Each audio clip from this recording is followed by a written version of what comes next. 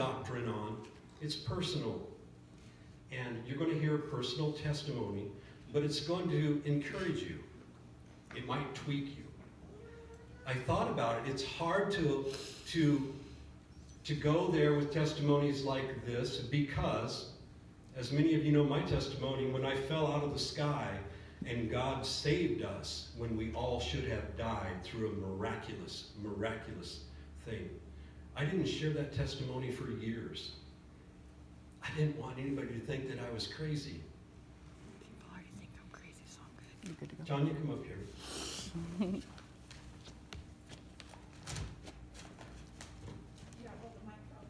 No, you're going to hold it. This is Tanya. Tanya is a good friend of ours, her and her husband, her family. We love them dearly. We have known them for how many years? About 10. 10 years? Well, the stories. Okay. This is a tough crowd. I know, I'm terrified. So you just hold your ground, stand your ground, Okay. and just They share. look so mean. They're easy. They're easy. Do you need readers? No, I'm not going to admit that. Okay.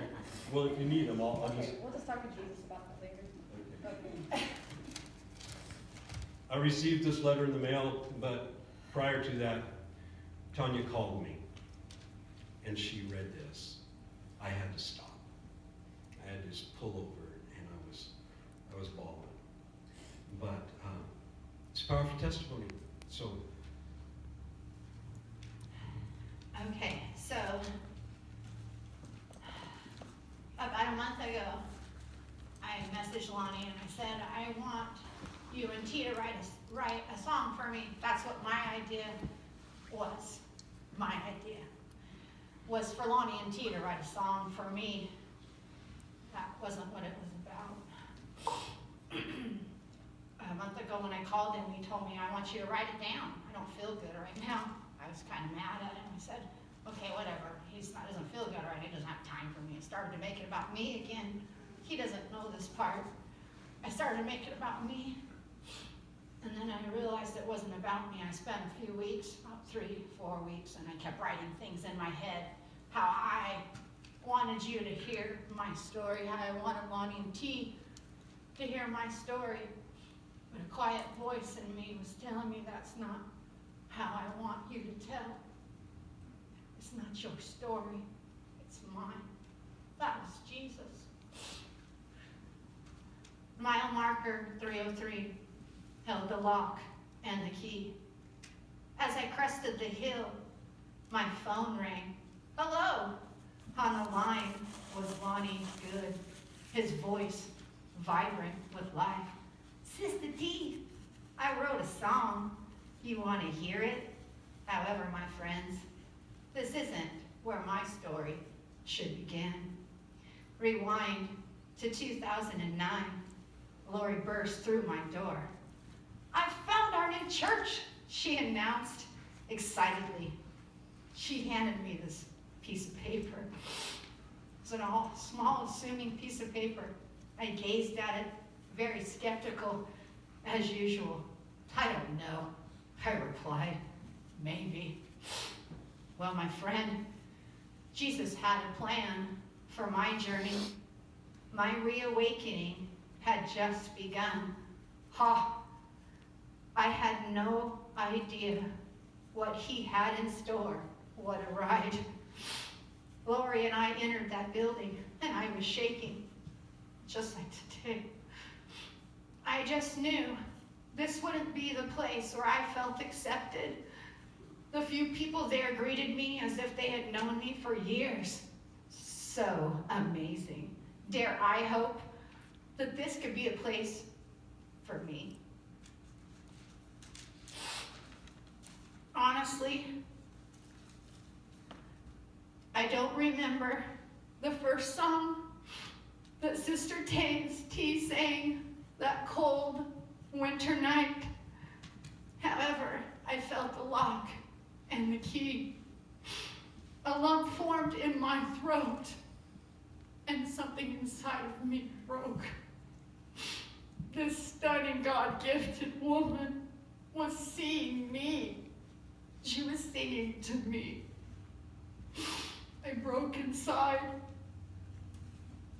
Fast forward to 2019. See, I recently came across an old prayer journal. It was the night before Calvary Chapel, and I was praying daily for spiritual breakthrough. God had sent Lonnie Good and Sista T. God used them both as spiritual guides in my life. Fast forward, mile marker 303, the lock and the key. 3 years ago, mile marker 303, my mind was a torrent of trouble. Self-doubt had been clouding my every decision. I had crested the hill at mile marker 303, and my phone rang, and Lonnie on the line, his voice vibrant with life. Sista T, I wrote a song. You want to hear it? Yes, I practically screamed into the phone. When I heard that song, Jesus put the lock into the key, turned my soul. I felt scales, all the scales fall from my eyes. I began to pray that song. God, I wish I wanted to physically see and touch Jesus. I prayed what I thought was an impossible prayer, friends. While praying, I would see myself walking with Jesus, having lunch with him, or casual coffee. Maybe he'd have tea. As time went on, I prayed more and more.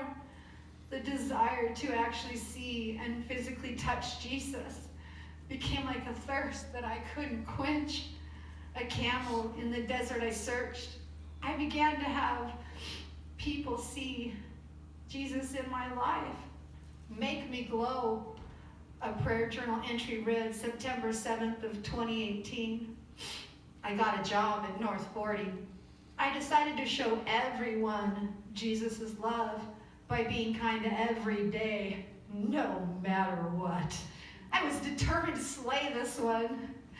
My trips to and from work were times of tears and praying that Jesus would show me how to be more loving than the day before.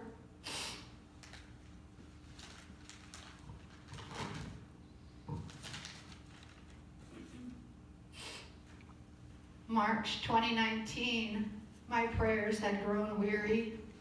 My desire to be loving every day had me battle weary and ready to quit trying. It was a slow day at North 40. The sun was peeking through the clouds. And honestly, I didn't see him enter the building because my mind had drifted away. However, when I looked at this tall Native American, slightly disheveled man,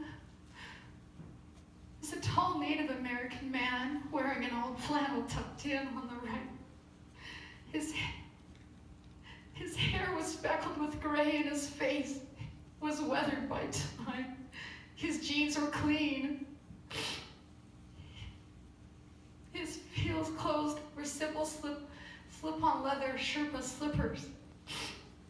When our eyes met, I heard my voice speak. I don't recall telling my brain to speak. I said, "Someone sent you." His eyes locked on mine, and he softly said yes. He walked towards me. He opened his arms. I was lost in his love. I was feeling time was standing still. His arms opened and pulled me into the most gentle hug I have ever felt. He then whispered in my ear, I came to tell you I love you. He left as silently and unassuming as he came in. I had just seen and physically touched Jesus. He came to tell me he loved me. Me. I had given up. However, Jesus came to tell me I love you. Mile marker 303 held the lock and the key.